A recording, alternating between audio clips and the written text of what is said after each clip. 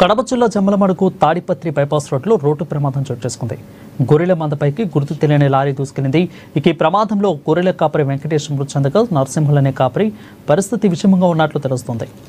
అయితే ఈ ప్రమాదంలో సుమారు 15 గొర్రెలు మృతి చెందాయి. ఈ ప్రమాదానికి కారణమైన లారీతో సహా డ్రైవర్ పరాలయ్యారు.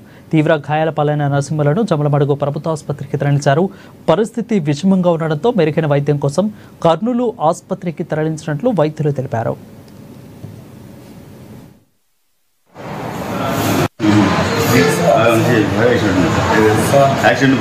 చూడమ్మడి పోతానేమో ఆడు ఇటు సైడ్ లారీ పోయింది, అటు లారీ వచ్చింది. అలా అన్నా చెవి ఊపుతుండ లారీ లైట్ వేచ్చండా వెనకాల వాళ్ళు వచ్చారు. ఎంకల పడి ఇప్పుడు దూర్చుకోవడమే గొర్రెలోనే నేను పడతానే అవల నుంచి ఇవ్వలో గురుకుతొచ్చి ఇవ్వలో కొనే. అది ఇంకా 20 మంది చుట్టుకున్నారు. వాళ్ళను అంబులెన్స్కి ఎత్తినారు. చూడమ్మడి పోతానేమో ఆడు ఇటు సైడ్ లారీ పోయింది, అటు లారీ వచ్చింది.